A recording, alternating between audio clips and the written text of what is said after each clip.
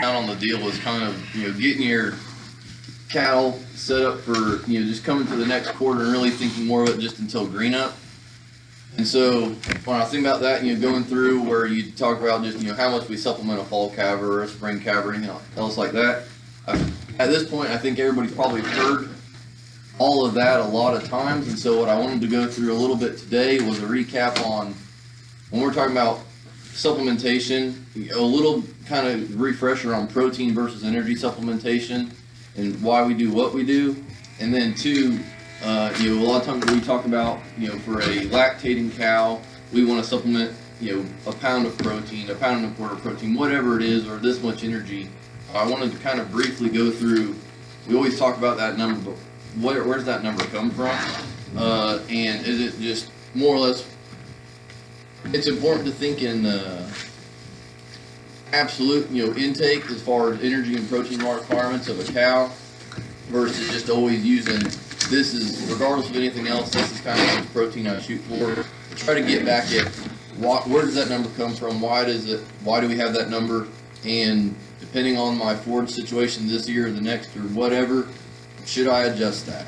So that's kind of what I wanted to get at this morning. So anytime through it, if you got questions, just ask. You think I'm wrong, whatever, out with it. So, like I said, just pretty briefly go through, I guess you can't use the laser on the TV screen. So, supplementation of energy versus protein, then just kind of overall requirements on the big ones I was going to cover was fall calvers, spring calvers, and then a brief part on heifers as well. So just really quickly, why do we ever supplement? Correct nutrient deficiencies to conserve forage, to improve forage utilization, improve animal performance, big one, improve economic returns, and then sometimes too, this time of year often, or coming into, we'll get calls from guys where they just want something absolutely cheap, just because they just want to manage cattle behavior, keep them coming up, and that's strictly all it's for. So when do we supplement? Is there a real need to supplement? So here's one of the big ones that I wanted to talk about today was looking at their basal diet. How much of it, and that's a big one, how much of that diet are they consuming? And then what's their requirements in relation to what they are eating, what their primary diet is of. And then what does it cost versus what's the projected returns? If something, just because something gives you a response, on the performance side, if it costs, if the return is only worth this much money and it costs more to supplement, then why bother? There has to be some kind of return, whether it's economic, behavioral, some kind of thing to justify the money you're spending. So, challenges of supplementation. This is, kind of all going back to the same thing. An animal has for her given stage of production, she's got a set of requirements, and so we have to figure out what is her basal diet, how much is she short in these requirements off this base diet. So to do that, what do we have to know? One of the biggest ones is how much of that is she eating, which I was telling Cheyenne, I put in a little thing in here on intake because I went back and watched some of Dr. Lallman's presentation from a couple weeks ago, and it's always kind of a pet subject of mine, as well as when we're talking about cows, especially if they're grazing standing forage, and even a lot of times hay, do we really have an accurate measure on how much they're eating? I think a lot of times we don't. I think a lot of the data is old, and we use general kind of rules of thumb, and a lot of times that's about as probably good as we can do. If you're feeding hay, you might have a little bit better idea, but even then, it can be hard to measure shrink versus, so to get at what they're eating versus what you put out, that can be a hard thing to get at as well. So determining intake level, I think that's the hardest a lot of times. Forage quality and quantity, if you're feeding hay, the quantity is not so hard, but nutrient value, that's pretty easy, and I think worthwhile is to, when we're feeding hay, especially to cows, or if you're buying it, whether it's your own, or especially if you're buying it, it's going to be a pretty big investment. So knowing what you actually have so that you can then complement that accordingly, I think it's pretty important. It's definitely something that I think you'll get your money back on. And then two, you're determining energy and protein requirements of animals. The biggest thing that's going to influence that a lot of times off of a base is just stage of production. When we think about cows, it's lactating versus dry.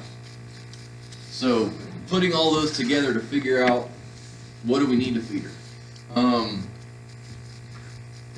Forage, I won't too much on this, but when forage is not limiting, when cows have a lot to consume, and so this would be a big if you've got this time of year you've got cows on standing forage. If we were to go out there and take a clipping sample from the ground, where they'll do in research sometimes where they'll put a disc out there, and whatever's in that disc they'll clip it, and they'll send that off to get how much the protein and energy of that grass that we say the cow's eating, and then also too sometimes do an estimate to say this is how much is out there. The problem with that a lot of times is if we just take a clipping, are we being selective of what we're saying that cow's eating? No, because we're taking all of it. And so a cow, when she's given the opportunity to select and preferentially graze, the energy and protein of what she grazes versus what we would just clip is going to be higher. When forage is limiting, maybe they can't selectively graze enough. So with that, just wanted to kind of briefly go into supplementing cows. Protein is always the thing we think about first, right? But oftentimes, especially with lactating cows, on dormant forage, or a lot of times, in our area, Bermuda hay.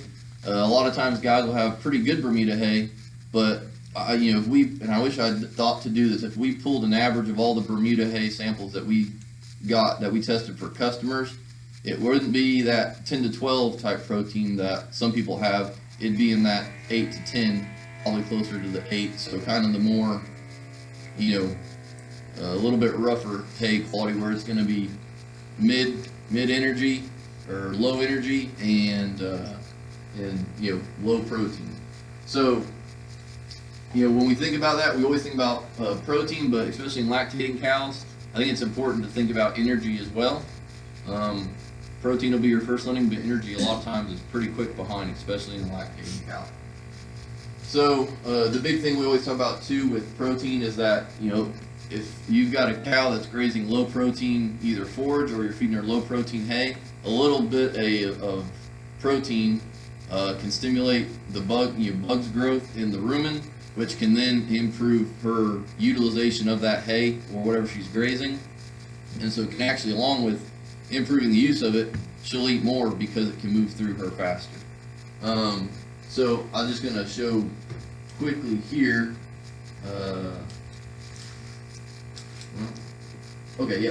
Quickly here, just kind of the effect that a little bit of protein supplementation can theoretically have on the energy intake of a cow. So if we had, this is just call it a 1,200 pound cow, and if she is non-supplemented versus supplemented. So if we called, say she was grazing just kind of standing Bermuda grass in the fall or the winter. So say the forage protein is 5 to 6%, and so in the forage NEM is 56, and that's actually, I think, quite high probably. So if we go off some of Dr. Lallman's old tables, we'd say that she'll eat maybe about a 1.8% of body weight, something like that. So if she does that, it'd be about 19 pounds of forage, and if it was 5% crude protein and 56 NEM, she'd have about 10.6 megacals would be her intake. And if you figure her requirements are probably, late gestation coming into early lactation would be maybe around 16 megacals, so we're going to be deficient there, right? If you feed a little bit of protein to them, the effect that it has, so you get the supplemental protein and energy from that, say 3 pounds that you feed them, but then you also get increased forage intake as well because of improved microbial growth. So then say our forage intake goes from 1.8 to say like 2.2% of body weight just because of that supplement that you gave her. So you've got increased forage intake and then plus the 3 pounds that you supplemented. So her daily intake now, instead of 19, is up, almost 10 pounds theoretically. And so her total diet, crude protein, is now, instead of 5, it's 7.8. So now we're getting a lot closer to meeting requirements. And here's the big one. the increase in energy intake goes from 10.6 to call it 17. So we're just a little bit of protein supplementation on a cow that's deficient in nitrogen goes a long way. That's kind of the big picture thing I wanted to get at there. Those DDGs, they're not getting the energy from the DDG, they're getting it from the increased intake? Both. They're getting it from both. So 3 pounds of DDGs is going to give them, so if you figure, I would call, so this would be, in this scenario, we use like distillers. And so you call 30 proteins, 28 to 30 protein, and I'd call the NEM around 1 megacal per pound, or TDN wise, it'd be, NEM and TDN are often going to be within a couple units of each other, so it's not completely correct to say you can use them interchangeably, but for rough math and thinking, you could use them interchangeably. But call it 100% TDN would be distillers. I would say that's probably conservative based on animal performance data. So she's getting, say, we went from 10.6 to 16.9. Probably only maybe half of that's coming from the supplement itself. The other half is coming from the increased forage intake, I would say. So, go ahead. This is more or less this is just for kind of illustrative purposes as well, because we'll get into in a minute. This is going off like some of Dr. Lallman's old tables that he put together from data that was presented at a conference in the early 90s. So that research was probably done in the late 80s, and so it's not perfect, and that's what we'll get to, and that's what Dr. Lallman talked about, but it's when we talk about forage intake in cattle, whether it's grazing steers, cows, whatever, it's estimates at best, I would say, usually. Would this basically scenario work on 700-pound steers, basically? Yeah, with anything. Okay. Any animal, so especially because the intake of a 700-pound steer is going to be less than a cow, the total, if you wanted to talk about pounds of protein, that cow requires more than that steer. But because that steer has the ability to eat much less than that cow as a percent, so on a concentration basis, the requirements are actually higher than a cow. And so if you're talking about a steer grazing native range, and that's where Oklahoma State did a lot of the research with the Oklahoma Gold and Super Gold program, a little bit of protein there goes a long way as well for the same reason. If the rumen's deficient in nitrogen, it's going to limit digestion of forage, and which is then in turn means it stays in the rumen longer, so they eat less because passage rate is slower. So part of it comes from the supplement that you provide, and part of it comes from increasing in overall intake.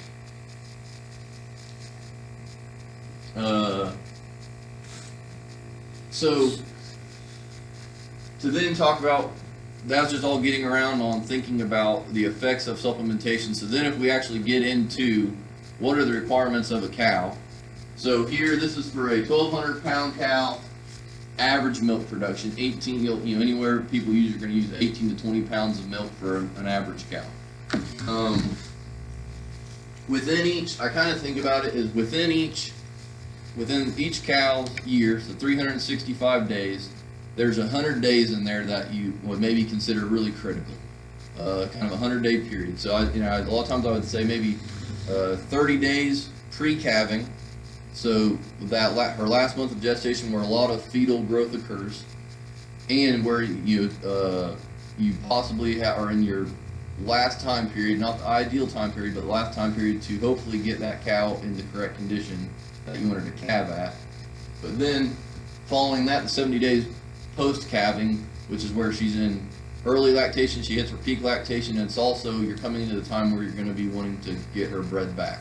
So if her condition starts off too low, to where then when you go to breed back, it's below, the research always points to, if it's below a 5 is where you start to see repro rates go down quite a bit. But those kind of 100 days are, and I don't know if Russ, you have a different way of thinking about it too when you talk to guys, but think about the increase in energy requirements relative to the rest of her year in this period. I guess this is kind of the critical time to think about as far as what your base diet provides versus what she needs. So if we're looking at, and here you've got TDN, and this is pounds per head per day. So you've got TDN or NEM. I use NEM just because it's how I just always been taught, but you can see that they're pretty well the same. And then you've got pounds of crude protein. So this is early lactation, this is late gestation. So you can see here in late gestation, we go from, call it on average, she needs about 12 megacalories of NEM or 12 pounds of TDN per day, all the way up to here when we come into early lactation, she goes from 12 to about 16. So it's a pretty big increase. And then same with crude protein, you go from, like, on average, call it 1 3/4 pounds of protein up to probably 2.78, so almost a pound increase in crude protein that she needs. So it's a pretty big difference there, right? And the thought is, can our forage support that? Whatever we're feeding her right now, is that gonna, can we meet it here? A lot of times we can meet, I would say, most of it here, where we're maybe only supplementing a couple pounds of, whether it's 20s or a high protein. It's small amounts of supplementation during that time, especially on mature cows. When we get here, that's a pretty big increase to ask of most of our hays. Like I said, a lot of people have, you have really sprayed and fertilized Bermuda where you'll see it up to 14 and 16% sometimes. And with the increased protein, you're also talking about better energy as well. But a lot of times, especially from the results that we see on samples, that's not the norm. It's a lot of times the exception. So if we go back here and we're thinking about just what she needs. So just I went through because I thought it was, I talked about where everybody probably at this point has heard that I got to supplement a cow during lactation X amount of protein per day, right? Or this much energy per day. And so just to break it out on the energy side, I just wanted to show what that is all broke out to. So if we talk about right here, we said it's going to be roughly 16 megacalories of NEM or 16 pounds of TDN a day is what she needs. Where does that come from? So non-lactating 1,200 pound cow, it's going to be about 8.7 megacalories of NEM. Her decrease in efficiency due to lactation is going to be about 20%. So she'll be about 20% less efficient just because of the physiological processes associated with lactation. So if we take that 8.7 times it by 1.2, now we need an extra 1.75 on top of the base. Then if we take into account milk production, it's about 0.34 megacalories of NEM per pound of milk produced. So if we said she produced 20 pounds of milk times 0.34, that's another 6.8 megacalories that she needs now. And then this is one that a lot of times, I don't know, I wouldn't say it's well defined just perfectly, and so it's one of those ones that I feel with cow nutrition, we a lot of times talk in rules of thumb because that's the best we have, and the effective environment on cows' energy requirements, I would say is one of those as well. But if you figure, probably in this part of the world, we'd say we have moderate winters, where for the most part, not maybe last year or the year before, but where they can have a dry hair coat, moderate temperature, moderate wind. And I'll show a table later that has some rules of thumb for this, but probably about another 2 megacalories per head per day just to take into account the environmental stressors. Now we're at 19.25 megacalories of NEM. So here I said 16, here we're at 19. 2 of those is coming from just the environment, but 16 to 17 if you don't take into account environment. But either way, I just wanted to show where those numbers kind of came from, how it broke out, per base, and taking into account milk, taking into account decreases of efficiency, taking into account possible increases needed due to the environment. So, kind of going into fall calving cows a little bit. I just put on here just an average calving date of November 1st. I know people are on both sides of that by a fair amount sometimes, but just as an average calving date, November 1st. So then, if we say peak milk production is around 60 days in lactation, that'd be her peak milk production around January 1st. So then the question is, on January 1st, what's the nutritive value of basal forage? So if you're feeding hay, well, it's probably this, if you've just got one hay, it's going to be the hay that you've been feeding the whole time. And a lot of times I would just say, it would be better than if we called it stockpiled. But I would say too, a lot of times it's not going to be that much better on average. So can she eat enough forage to meet the energy requirements that we talked about? So if we just talked about, we said, for these calculations I used 16 megacals of NEM and 2.78 pounds of protein is what she needs. So during lactation, to meet her energy demands on just an average stockpile Bermuda, so I call it 5.5 protein, 40 NEM, she'd have to eat 40 pounds of dry matter. To meet her protein requirements, she'd have to eat 50 pounds of dry matter. So as a percent of her body weight, that'd be for energy 3.33%, for protein 4.17%. Do we think a cow can eat that? I would be surprised. She's got to have a big barrel. That's a lot of dang hay. But then too, because I knew people are going to have better hay than that, and so I did it also for 50 NEM. So you call it a kind of run of the mill, or I did this for a 55 NEM. So a decent quality hay. The same with protein. I did it for 8 or 10. I'm gonna freak my math now, but I put here just to show too. For energy, you'd be at 32. For protein, you'd be at 35 pounds still. So you'd still be at 2.7 and 2.9% of body weight. So still, I would say even with good quality hay, you're still gonna be asking her to eat too much or more than she's going to be able to hit those demands. So I just wanted to. I always thought it's a pretty good visual just to see how much hay she'd actually have to eat to meet her needs. So going back here, just kind of to show using that average quality, keep forgetting I can't use the laser. This average quality hay, I went back and put next to each one of these that we talked about as far as the mega cows that she needs, how much hay would be associated with that. So just as a base, she'd need 17.5 pounds. You take into account her decrease in efficiency due to lactation, you need another 3.5. To meet milk, you need another 13.6, and then if you want to take into account weather conditions, you'd need 4. So you'd need a total of 38.5 pounds of hay. And I said 35 here. Just to remember, we talked about I used a little bit of environmental stressor in this one versus the kind of baseline one, but either way, 35 to 38.5 pounds, just like a lot of dang hay. So we want it now to go back. Talked about this is how much she would have to eat, and I would think most of us would probably say that she's not going to eat that much. But then going back to, well, how much is she eating? And to which I would say a lot of times we don't have a good view. So this is going back, kind of got the idea from Dr. Lallman's talk a couple weeks ago, and this is actually from one of his papers.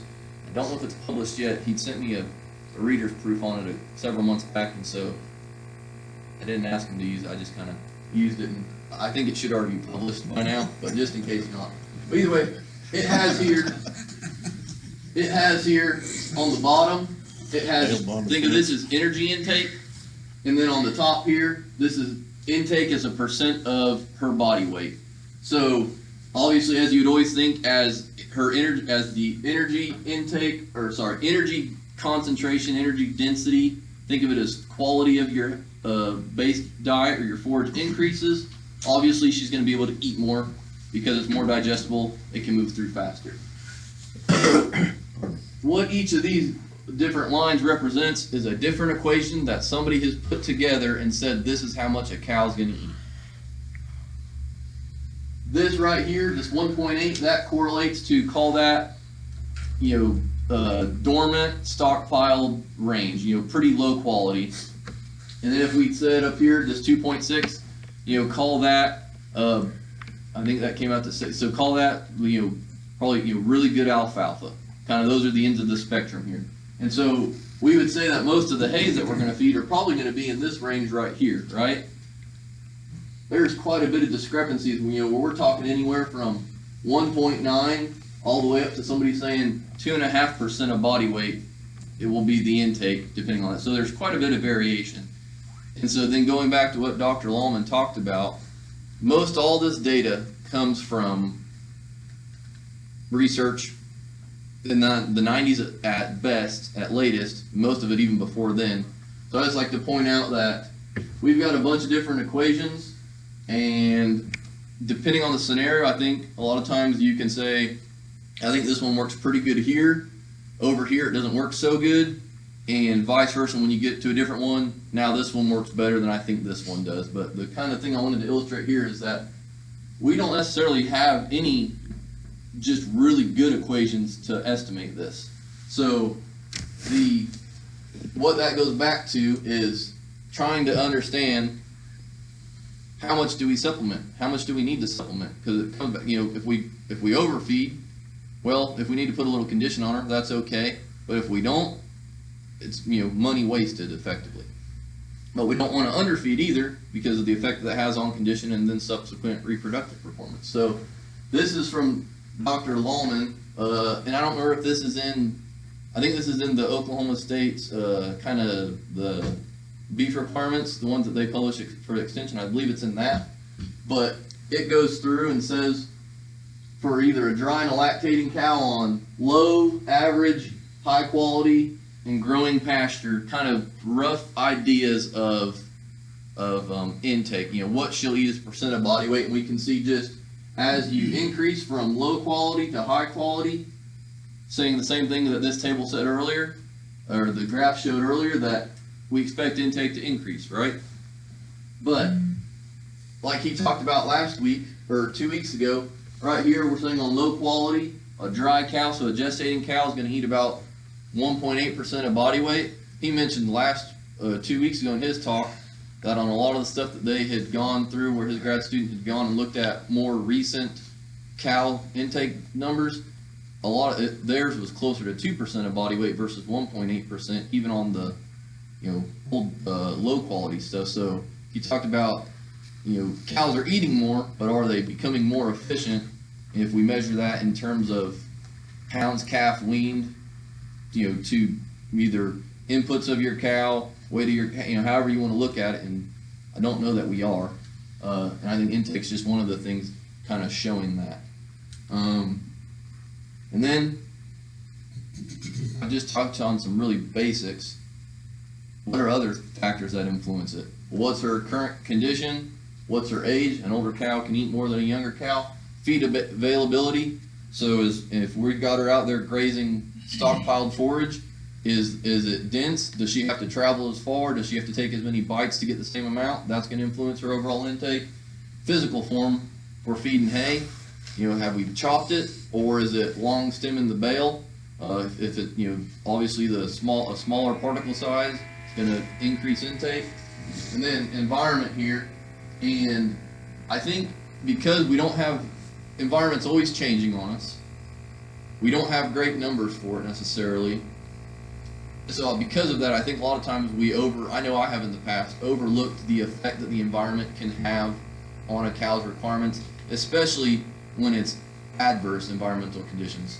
So when we talk about, if we look at, if she's got a dry hair coat versus a wet hair coat, dry with mild, moderate, or harsh winds, we see that for her percent increase in NEM, 10, 20, 25%. So that 25%, that's still a pretty big increase in requirements because of the weather. But if we look at a wet hair coat, we're starting at a 30% increase. And so when we've had some of the wet springs that we've had where we still have cool weather, and I know, come out and we've seen a lot of cows in poorer shape because of it, I think a lot of times on both, whoever help, if someone does help you or give you advice on nutrition or what cows need on it, I think a lot of times, we overlook it as well, as far as the effect that this can have on, if we're feeding the cow the same as we were feeding her when it was dry in December, January, and we're feeding her the same in February and March if it starts to get wet, if we're feeding the same, she's going to be going backwards. So just kind of something to think about. So, well, you can still see it. And so then I didn't want to, thought about trying to put together how much to, if we use alfalfa or 20s or a blend or a high protein pellet, a kind of a comparison of using all those to supplement a cow. But rather than just focusing on single, ingredients because everybody's got their own or what they like to do, I just thought to put into form what it would need to look like to hit requirements. So if we've got up here, just to kind of orient you, you've got here's a cow's requirements during her first third of lactation, and below that you've got her requirements the last third of gestation. So focusing on the lactating cow, 2.8 pounds of protein, that's 16 megacals that we talked about earlier. And if we said base forage was 5.5% protein, 40 NEM, how much would we have to feed her? What would be the energy and nutrient, or energy and protein concentration of what we're feeding her to hit her needs? And so we're saying a 1,200 pound cow during lactation eating 2.2% of body weight, so she's eating 26.5 pounds of forage. And so from that forage, she's getting just under 1.5 pounds of protein and just over 10.5 megacals of NEM. So this is what she's short. She's short 1.4 pounds of protein and almost 5.5 megacals of NEM. So this is right here, these numbers, sorry, I touched the TV. These are what we need to give her in the feed. So if we were feeding 5.75 pounds, now if you're someone who fed alfalfa or 20s, something like that might be normal for what you do in the ballpark. The protein of that, what you're feeding on an as-fed basis would need to be about 23.5% protein. That's doable, right? But here's the big one, and this is going back to why I've talked about energy so much, because I think we overlook it. We may meet her protein requirements, but a lot of times I don't think we're meeting her energy requirements, and I think that's where we give up a lot more condition than we may think we should. So this right here, 0.95 megacals of NEM per pound is what we're saying the feed needs to be. To put that in perspective, that is what, roughly, that's what distiller's grains is. I went to school in the Midwest, so I'm biased towards corn byproducts. But I would argue that they're probably, whole cottonseed and distillers would probably be our two, if you just wanted to look at a pure nutrient level basis, probably our two best feeds. So if that right there is our best, a lot of times we aren't necessarily feeding that, chances are we're shorting them on energy. Just so, I think it's a kind of a pretty good illustration just to show we might be hitting protein, but likely we're not hitting energy. So something to think about. Do you think that can be delivered, the corn byproduct, you think that can be delivered in a lick tank or a protein tub? I'm skeptical on tubs just because of intake of tubs, usually, as far as what they're made to be restricted to. But a lick tank, more or less, I think anything can deliver it if the intake of what it is correct. If we accurately take into account what the true energy value of it, whatever we're feeding is, if we take that into account and we feed the right amount, I think it can be delivered by anything. I mean, there's not to a large degree, I would say there's no magic ingredient or feed if you accurately represent them. Yeah, it seems like come March or April every year, I see more cows, and they'll be on tubs or big tanks, and they're terrible body condition. Yeah, and I would, a lot of times, because especially too on tubs and lick tanks, they'll be. I don't think you get the energy. Yeah, they'll be high protein, and so you're giving them the protein they need. But a lot of times too, we're talking about self-fed stuff, whether it's tubs or lick tanks. A lot of times, it's purposely trying to restrict their intake to, anywhere from 3/4 of a pound to say 2.5 to 3 pounds, maybe somewhere in there. A lot of times is what those are shooting for. So if we're saying 3 pounds of whatever it's going to be, we need to be a 45 protein, and even if we wanted to say up to 4, a 33 protein, I think there's tubs and there's liquids that are going to give you close to this that you can buy. But what I would argue is that this energy level in those it doesn't exist largely. There's just not there's not an ingredient that we're using that is this high in energy that you'd be meeting it along with the protein.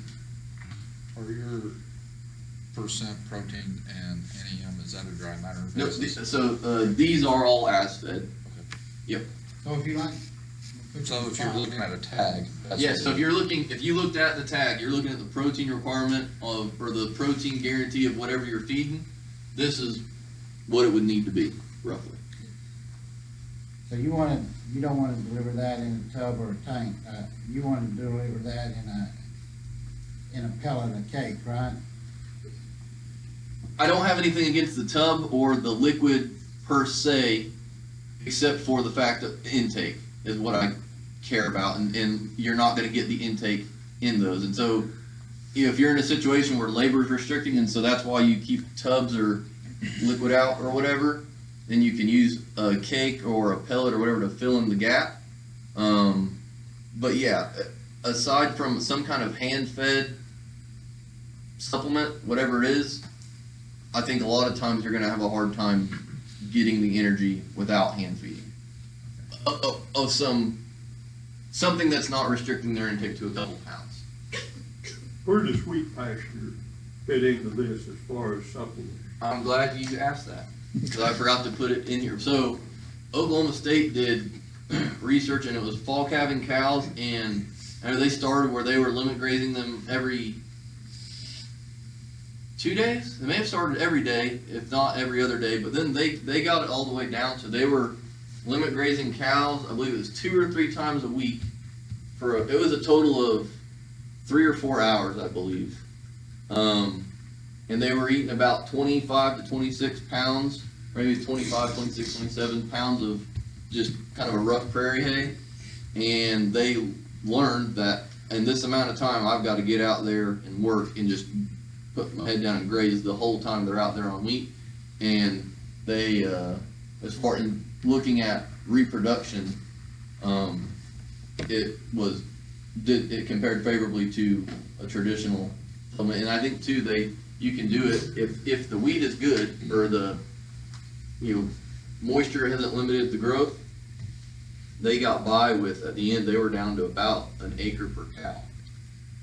And I think one of the other positive things with using wheat pasture to supplement cows, if you can set up for it, is the ability to, especially once the cows get a little bit older, creep graze, where you devise some way, whether it's a creep gate or a little bit higher set of hot wire, to where the calf can go back and forth whenever they want. So it's like creep feeding, but just using your wheat pasture for it. I think that's a potential benefit. Also, especially in a year like this, where here in the fall we haven't got any fall grazing, so maybe people are thinking about not getting calves for grazing wheat at all. If you've got the ability, it might be a thought to use it for your cows possibly.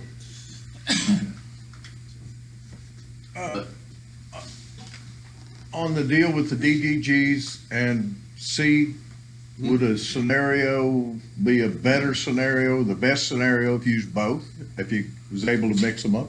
It would come, to me, it just comes down to value. What's the cost of each relative to its nutritive content?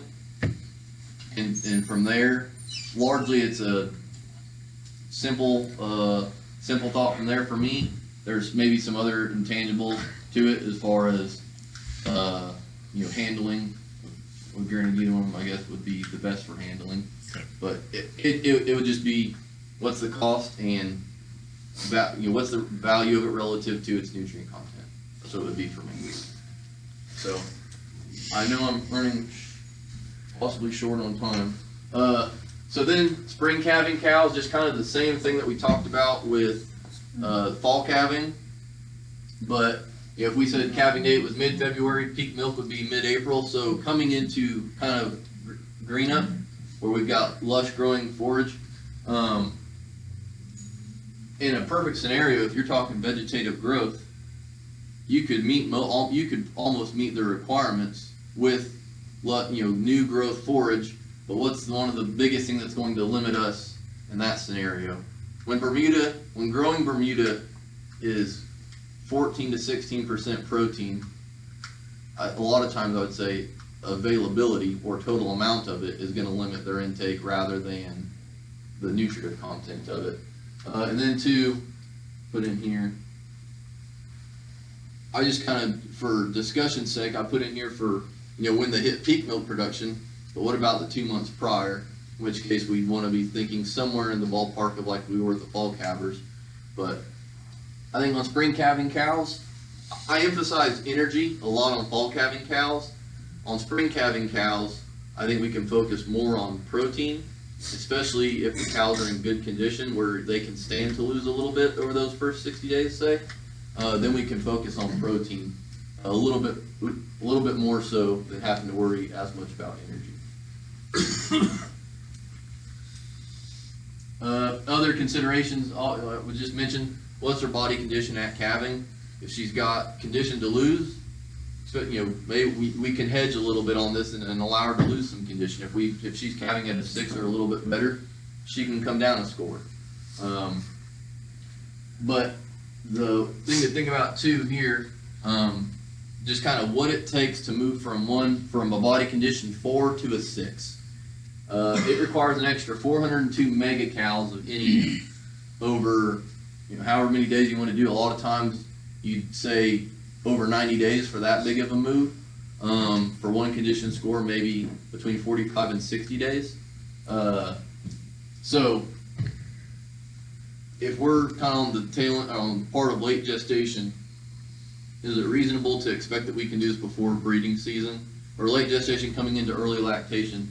Is it reasonable to assume when we just talked about how much hay she can eat or has the ability to eat, and already how much we need to supplement to hit what the requirements would be, if we're talking about then needing this much extra energy in that same time period, is it reasonable to expect that we can do that?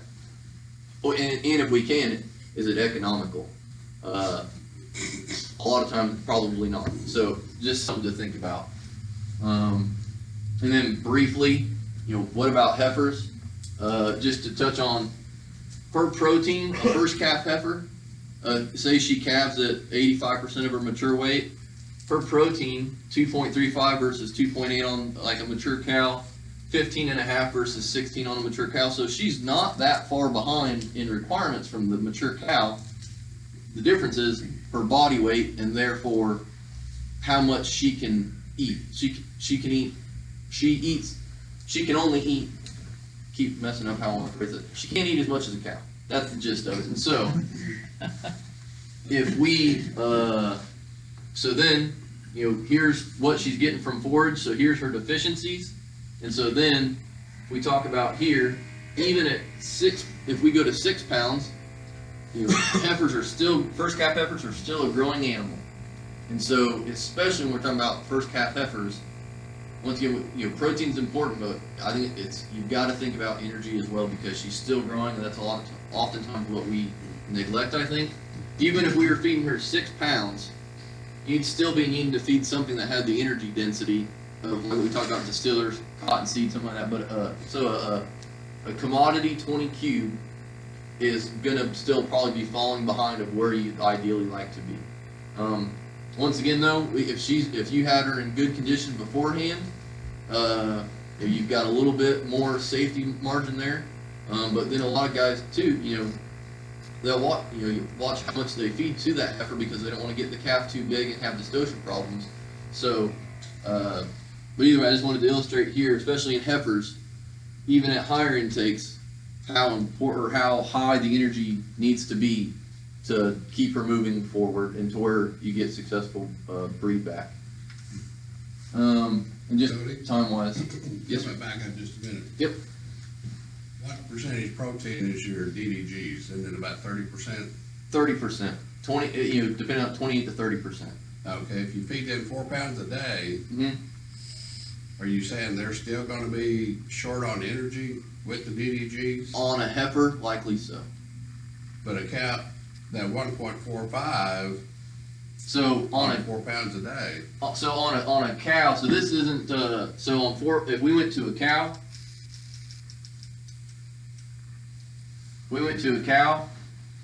at 4 pounds, we're still likely low, but because if she calves in good condition, we can give some of this up. She can lose some condition and still be in a adequate BCS to have successful readback. And I would say that's really what we should be shooting for, is when she's in mid and late gestation, so more where she's got growing forage and she doesn't have a huge demand because of lactation. That's when we're hopefully getting excess condition on her so that she can lose some condition during lactation.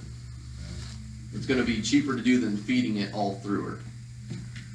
But even if we were just trying to meet 100% her requirements, even at 4 pounds on that cow, we'd still likely be low, just because, remember, the heifer energy requirements aren't that far below the cows. You have to feed that 4 pounds every day, or can you do it like 2 or 3 times a week and increase the amount per day? So when we're talking about protein, you could even get you can get as less as 1 time a week, because of and there we're usually talking about pretty high protein stuff, just because of nitrogen recycling. But when we talk about energy, a cow doesn't have the ability to really recycle energy, and she can only feed X amount, and that's how much she's going to absorb or digest. And the biggest thing is, if we tried to feed all of her energy in once or twice a week, I think you can get to 3 times, a little bit better. Still not every day for energy is the best, but I think you can get to every other day. The biggest thing is the more we feed of something to her at one point, the more that it throws variability in her intake of her base diet. And so her supplement intake is where you wanted it to be for, you're feeding her every other day or every third day, and I want her to have 4 pounds per day, so I'm feeding her 12 pounds every third day. That 4 pounds will average out, and she's eating what you want her to eat. What's changing there is her forage intake is varying quite a bit on those days. The day that you feed her all 12 pounds, her forage intake is going to be quite a bit lower. Okay. And so if you compared her to a cow that you were feeding every day and you could measure it, supplement intake between the two would be the same. Forage intake, total forage intake over a week-long period is going to be less for the cow that you supplemented less frequently, and therefore usually, depending on the extent, you would see a difference in body condition just because she ate the same supplement, but she ate less forage, and therefore she got less total nutrients into her. It comes back to intake. Did I answer your question at all? Yeah, but I got another one. All right. So you're feeding 11% protein hay. Okay. And TDN around 55-60% on that hay. Mm-hmm. And then you're supplementing that 4 pounds average per day. Mm-hmm. Are they still going to go out and eat dry standing forage? And about what are they going to eat there? It depends on how much hay. So I don't have a hard answer for you. Yeah. But I would say it would depend on how much you were. I would say the 4 pounds of whatever you're supplementing would largely not have an effect on her total intake as far as decreasing it. I don't think there'd be much substitution there. Okay. The Bermuda hay, the good, the 11% hay that you're feeding, I would say it would be probably, I don't know if I'd call it a straight 25 pounds of that hay per day. Oh, if you're feeding 25 or so pounds of that plus 4 pounds of that, I'd say on a what size cow, roughly? 1,250, 1,300 pounds. All right, I'm going to use my calculator here because I've never been able to do mental math. So they're getting pretty much what they need. Oh yes. So that's 2.3% of body weight, and I would say because of the extra nutrients you've given to them, you might get up to 2.5 or even higher. So even say that they ate another 4/10 of body weight of the standing forage, you're talking, 5 pounds maybe of that standing forage. So they're probably 4 to 6 pounds of standing forage give or take in there somewhere. Yeah, 'cause it seems like, even if you feed them hay and supplement, they're going out there grazing Mm. and getting some extra. Yep, and they may be getting more than that too. I would be surprised if it was all the way up to say 10 pounds. I Yeah, think that might be a bit high, but it's probably between 5 and 10 pounds likely. So, if it's stockpiled, if it's standing, I would say that's going to decline as the season goes on, because at first they can select through it and still get pretty decent grass. Yeah. Once but what you started with is that's all you've got to go. So as they have been through it and selected it more, trampled more of it, all that, I'd say intake would probably start to maybe come off of that a little bit. Is there a lot of difference between Bermuda standing, Bermuda grass, and native grass? I would largely, there's going to be some difference, but I would largely say no. Depending on when you last cut the Bermuda, and so more or less how mature was the Bermuda when it went dormant? That would be the determinant, because I would say that Okay. dormant Bermuda grass would be anywhere from possibly 4 to 5%, maybe depending on maybe anywhere, maybe 7%, possibly up to 8%. That's a pretty big range, but the maturity of the Bermuda when it went dormant would probably play the biggest role in that. And same with the native grass, or the native grass. But warm season native grasses are never going to be the highest in protein. Energy may be pretty okay in them, but warm season native grasses are usually not going to be the highest. Now, your native grasses will start coming out a little sooner than your Bermuda grass, right? In the spring, you mean? Yeah. Yes, likely so. 'Cause a lot of times, even here, you might have a little bit of cool season stuff mixed in with it on a native pasture. A thought though, if you graze a lot of native pasture, and a lot of times it's not logistically practical, but grazing them in a different order each year is benefit. If you've got a mixed stand of a little bit of cool season and warm season, or even within the warm season, even if it's all warm season, you're going to have some of those native grasses that come on sooner than the others. If you vary which pasture you graze first, especially, that's probably beneficial to the stand, because if you graze the same pasture the first every year, they'll continually eat that down to where it becomes more and more of the later growing stuff. So rotate basically. Yeah, I think it's beneficial. If you've got a diverse stand of grasses in your native pasture, I think, and you're able to do it, I think there's benefit, especially if there's any kind of mix of cool season and warm season. There's benefit to altering your grazing order. What are your thoughts on, I know we've been talking about cows, but the weaning calves that are out on wheat, supplementing them, particularly since the wheat's short this year. Is that gonna pay for itself So, with increased gains? so Just to get some energy in them maybe, or? I guess I couldn't tell you off the top if it's going to pay for itself. Just don't have the numbers in my head, but I think so. We'll see a lot of times increased performance per animal. We'll see increased gain, but I think a lot of times what will maybe make or break if it pays for itself or not is in a year like this where we just don't have the forage, you won't see too much. But if you've got a year where you've got enough forage where you can also improve your stocking rate, I think an increase in gain per acre is a lot of times what may be of more benefit than just increased gain per animal.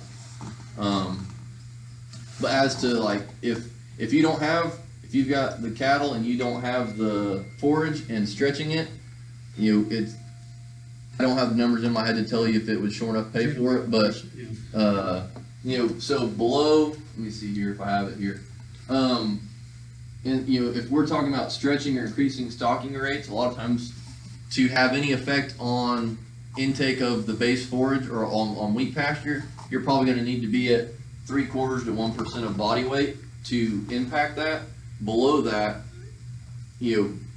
intake of forage is probably not changing, and they're just also eating the supplement. When you get above that, you'll be starting to. If they got all they want, will they meet their energy requirements from the wheat alone?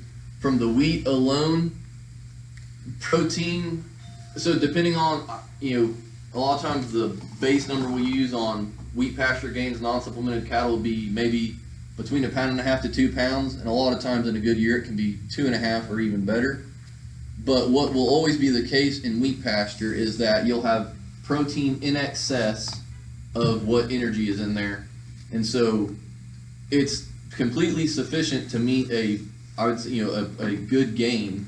But that's why Oklahoma did the Green Gold program, where even supplementing 2 pounds of any kind of energy supplement, whether it's corn, soy hulls, mids, beet pulp, whatever, improves gain by 2 to 3 tenths per head per day, just because it brings in more energy to match with the protein that they have in excess. So they utilize the nitrogen better. Like I said, Oklahoma State has, for wheat pasture research, Oklahoma State has, everything, I'd say. And the data, they've got a lot of different scenarios, and it's all good data. So you're saying we can use some cheap energy to raise the energy level to stretch the wheat pasture? So basically what you're saying? if it was just energy, if it's only, like if we were talking just straight corn, Okay.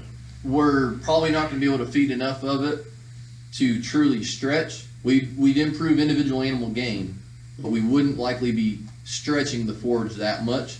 We'd probably need to be, if we're talking on a, once again, so I can do my math here. If so, just I'll call it on a 5-weight animal or a 6-weight, you're talking 5 to 6 pounds of something, or in that ballpark, 5 to 6 pounds probably even start to really have an effect on stretching that forage.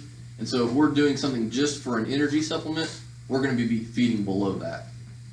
If our goal is to stretch, we can use the whatever we're using as an energy supplement, but it might not be the only thing we use.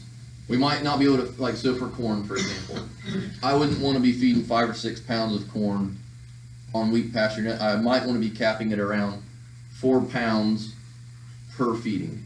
And that's just because of, in corn, the example of corn, starch at a certain level can have a negative effect on fiber digestion. So then if we're talking soy hulls or something, yeah, we could probably be using those at a higher level to.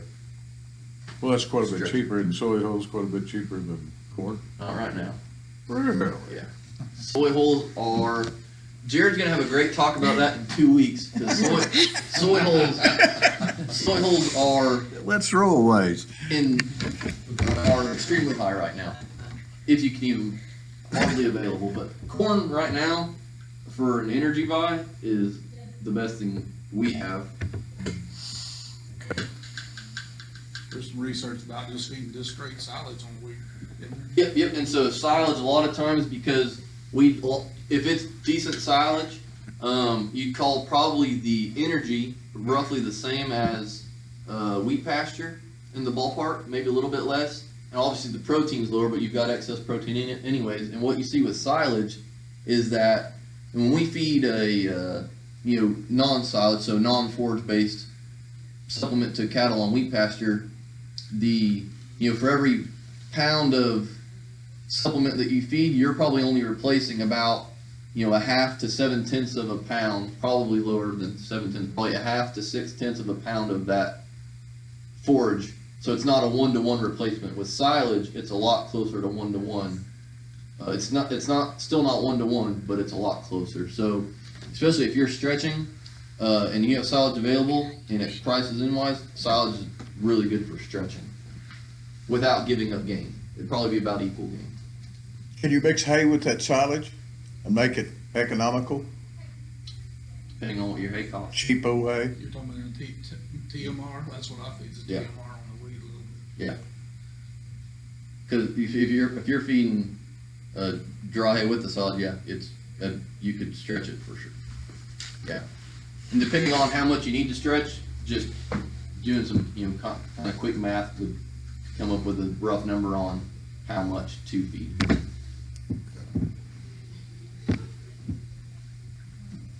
Best way to stretch it is to drive them off. There you go. Yeah, When it all boils down to it, get off your whether it be a hiney. cow or a calf or whatever, Get off your hiney. yeah. Then you better not have nothing else to do though. So that's labor intensive, man. Yeah, yeah. So, all right, well, I appreciate y'all listening to me jabber for a while. Oh, Thank you. good job. Appreciate it. Thank you for coming.